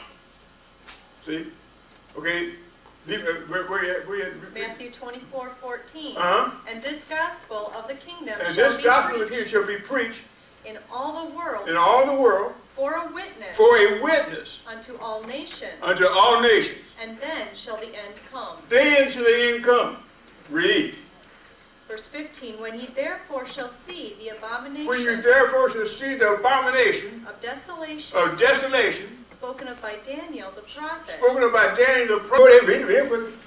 John 6:48. The same man saying, I am that bread of life. I am that bread of life. Will you please make up your mind who you are? I'm trying to emphasize that so you see, he's the whole show. He's the star of the show. Nobody else will do. See? He said that he's the bread. See? Over in John 16 and 26, he said, I'll pray the Father for you. See? I'm meant to do that. I don't want to take any job from him. See? He said, see, I'll pray the Father for you. See? Now, if he's going to pray the Father for you, see, then when he's in you, I'm talking about you having him in you, then he's doing an intercession for you. See? You go down and give pitiful prayers. And all he's going to be praying for is something that you want. See? Then when you get it, then you don't want it. How many you pray for a man and got a man and then you want it? How did I get this here? Or you pray for this and got that and then you still want it. Try to figure out how we get rid of it. See? And then we don't get a prayer and get mad at him and say there's no God. It goes on and on, folks. We got to wake up about this thing. See? So we see now he's the light, he's the bread, he's the intercessor for us. See? Now if you see that he's now becoming the whole tabernacle. And you read about it in Hebrews, he's going on into the Father to intercede for Hebrews 9, about 25, 26, I think it is. He's entering through the veil. He's interceding for us, interceding unto the Heavenly Father for us. See, I thought he took us all the way in. See? And look for this. If Joshua is taking us on into the Father, where else is it to go? What else do we need to know about? See? What progression do you need to go? We are already in the presence of Yahweh, in the presence of Yahshua's side, and those that believe. Well, how much more? What is it we need to go for? Well, how much farther do we need to go? We're in the presence of him. See? Do you have that over there? I think it's in Hebrews that the. Huh? 10, yeah, that's right, 10. 10 what, 10, 20? Okay, before you get that. That's tidy. That's tidy. Since you said 10, 20, okay. Hebrews 9, 8, and 9. Then we go 10, 18, and down to 20.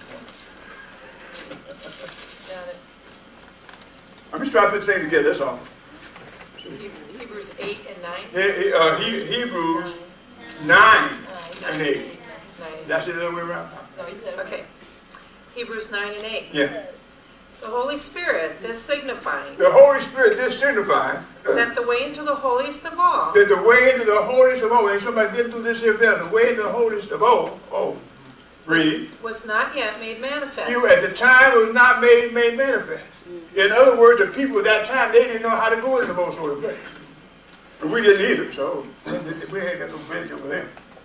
See? Now the founder of this school was the one who taught us how to get in there.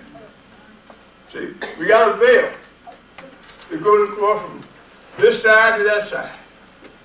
See? A veil that goes across. See? See, the way in the most holy place was not made known. Read. Well, as the first tabernacle was yet standing. While the first tabernacle was yet standing. Read. Which was a figure for the time then present. Which was a figure for the time then present. In which were offered both gifts and sacrifices. Which offered both gifts and sacrifices. That could not make him that did the service perfect. That could not make him, the priest that did the service, make him perfect. Read. As pertaining to the conscience. As pertaining to his conscience. That's why we're working with your conscience, folks. The man fell in his conscience, the man shall be resurrected in his conscience. That's the whole problem. So you read on. which stood only in meats and drinks, Which stood only in meats and drinks, and divers washings, and divers washings. and carnal ordinances. Now that's what this here was all about. It was all natural. It was all physical. Divers washings. Now the Messiah is on a mission to deliver him from all that. That's what we're trying to get to see. The Messiah's mission was to deliver them from that. This was their sin. See? Now what we're trying to show you is that the Messiah came in, moving all this here out of the way, that now we can now worship him in spirit and truth. That's what the whole thing's about. See? Now, here we are. The way in the most obeyed was not made known. See? Now go over 10th chapter of Hebrews and pick it up around the 15th, the 18th verse. Hebrews 10 and 18. Mm-hmm. Now where remission of these is, there is no more offering for sin. There's no more offering for sins. See, now if the Messiah is going to atone for all this, there's no need to offer for a big sacrifice offering anymore now.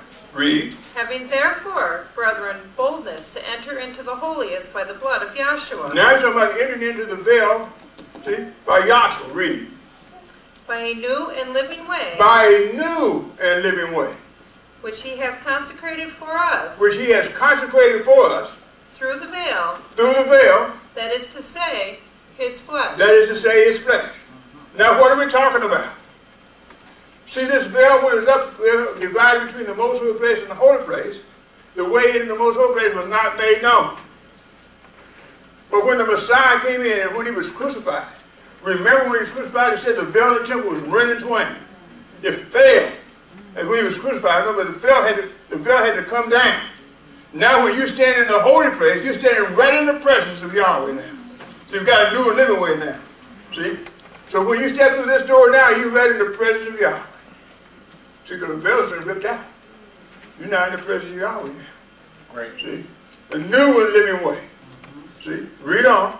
And having a high priest over the house of Elohim. Now Yahshua is a high priest over the house of Elohim. Read. Let us draw near with a true heart and full assurance of faith. A full assurance of faith. Read. Having our hearts sprinkled from an evil conscience. Having our hearts sprinkled from an evil conscience. And our bodies washed with pure water. And our bodies washed with pure water. Read. Let us hold fast the profession of our faith without wavering. We got a profession, folks. This is a profession. A good profession to be in, too. See? Of our faith. Read. For he is faithful. For he is faithful.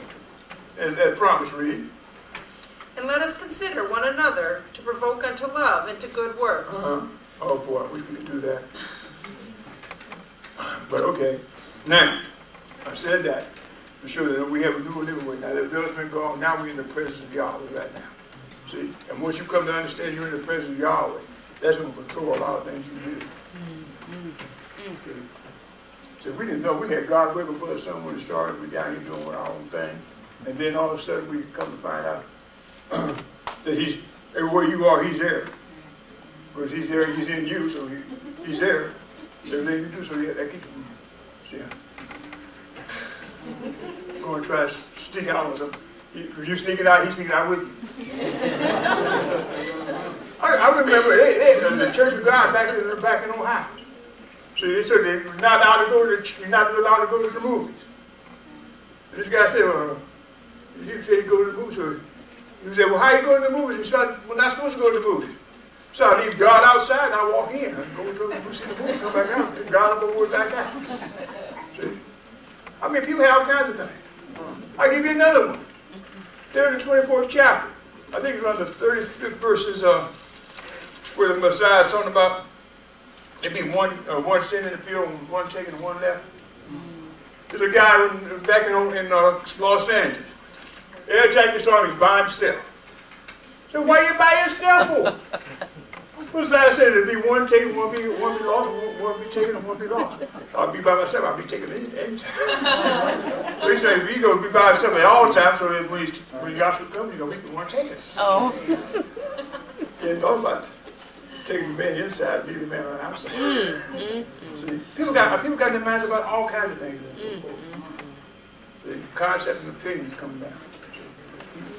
See, now, I I had one little thing I wanted to just try to touch on real quick. Hopefully be helpful.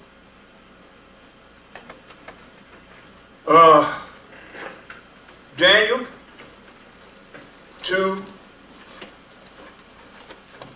I believe it's 28 and 44. Verse 28 and verse 44. This is prophecy.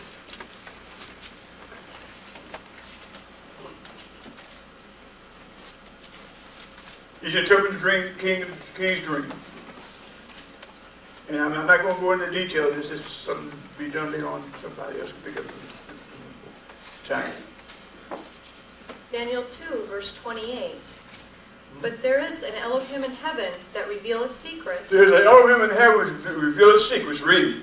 And maketh known to King Nebuchadnezzar what shall be in the latter days. What shall be in the latter days. Thy dream and the visions of thy head upon thy bed are these. Okay, now he goes on to talk about his vision and dream. Now we're down in the 44th verse. Verse 44. And in the days of these kings. In the days, in other words, he's going down to this image and all these different kingdoms that you have that never did that. I'm sorry, I forgot about the new person. You may not be abreast of that. And I don't like to do that. Nebuchadnezzar had a dream with this image here. Grab put it on this chart here. Head of gold representing Babylon. See, then you come down to Median Persia. These are kingdoms. See, after Babylon fall, Median Persians reign. After them, the Grecians. After the Grecians, Rome. We got pagan Rome and papal Rome now. Then it broke, after the Roman Empire fell, then it broke down into 10 kingdoms. See, then you come down. Now, in the days of these kings, that's what you're reading about now. Read. Verse 44. And in the days of these kings shall Elohim of heaven set up a kingdom. Now you're going to set up a kingdom. You read. Which shall never be destroyed. Which shall never be destroyed. So that's what the world right now, they don't recognize that kingdom. And we're talking about the kingdom being today present. Read. And the kingdom shall not be left to other people. The kingdom shall not be left to other people. Okay? So there's going to be a kingdom that's going to be set up forever. So now when they say, now read the next verse. Read. But it shall break in pieces and consume all these kingdoms, and it shall stand forever. It shall stand forever. Read. For as much as thou sawest that the stone was cut out of the mountain. For as much as I saw the stone, it was cut out of the mountain. Without hands. And that it break in pieces. Then it break on. We went down through all these kingdoms. The iron, the brass, the clay, the silver, and the gold. The great Elohim hath made known to the king what shall come to pass hereafter. What shall come to pass hereafter.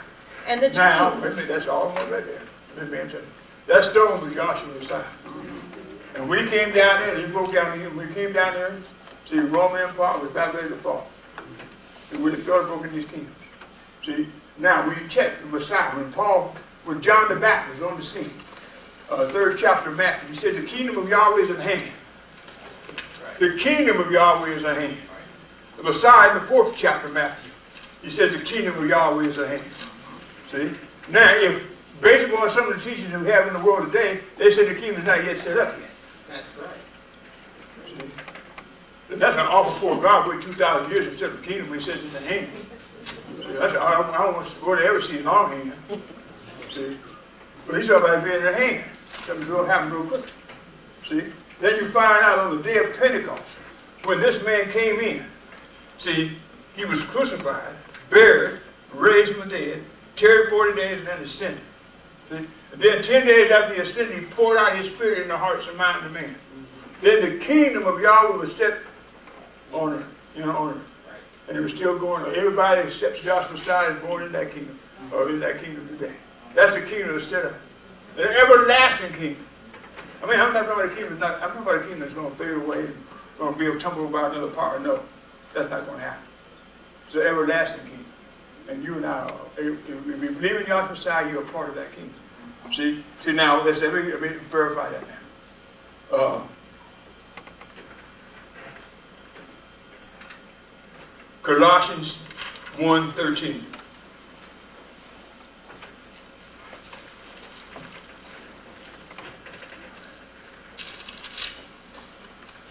Colossians 1:13. Uh-huh. Who hath delivered us from the power of darkness. Now he says, who has delivered us? See?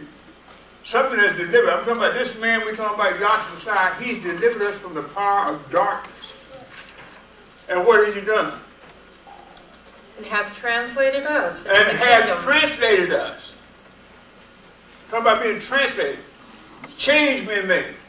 I'm talking about inner operation. I'm not talking about outward operation. I'm talking about inner operation. He has translated us into the kingdom. Did you read that? Finish it. I might get ahead. And hath translated us into the kingdom of his dear Son. Has translated us into the kingdom of his dear Son. Now that's what he said, hath. That means now, present tense. That's correct. So he has translated us into the kingdom of his dear Son. See? 1 John 5:19 and 20. See, I'm trying to show this here Bible that we're talking about. Look, this Bible was written better than 1900 years ago. And what it says in that Bible is happening right today. Up to date. See? Because Yahweh is up to date. See? He's preserved that Bible. You know, there's been several occasions they try to burn all the Bibles that were. The Bible still keeps popping up. Popping up. And the number one best-selling book in the world today is the Bible. See? Now I have to admit, I don't like the new ones coming out. And I'm having a hard time trying to find the old ones, but I try to find them. See?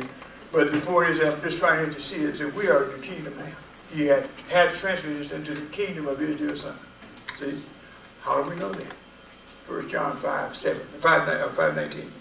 1 John 5:19. And we know that we are of Yahweh. Now we know that we are of Yahweh. How do we know that we are of Yahweh? Read. And the whole world lieth in wickedness. And the whole world lies in wickedness. Now that's the state of the world right now. The whole world lies in wickedness. We're not trying to save the world. We'd like for the world to be saved. Yahweh desires that. But there's always going to be somebody going to be opposing. He's got an adversary here. See, read on. And we know that the Son of Yahweh is come, and hath given us an understanding. That's how we know he's come. We didn't have this understanding of our own. See? We know he is come and has given us an understanding. Read. That we may know him that is true. That we may know him that is true. Read. And we are in him that is true. And we are in him that is true. Even in his Son Yahshua, the Messiah. Even in his Son Yahshua. See, we're supposed to be in his Son now. In his Son Yahshua. Read. That is the true Elohim. That is the true Elohim. And eternal life. And eternal life. We're talking about this Yahshua that we're talking about. He's also the true Elohim. I go back to Genesis 1:1. It says, in the beginning, Elohim created the heaven and earth. So he's the one who created heaven and earth. See? We're in him. That's true, folks. See? He has given us an understanding. We've been comforted by his presence. See? Therefore, we know right now we're in the kingdom of Yahweh through the blood of Yahshua Messiah. See? That's the only way we're going to be saved through him. Nothing short of that's going to save us, folks. See? So have faith in Yahweh. See? Thank you for, I'm going to get out. See? Thank you very much. I hope you got something out of what was said. And I guess when you go back and study with us again, I hope you will be able to do so. Thank you very much.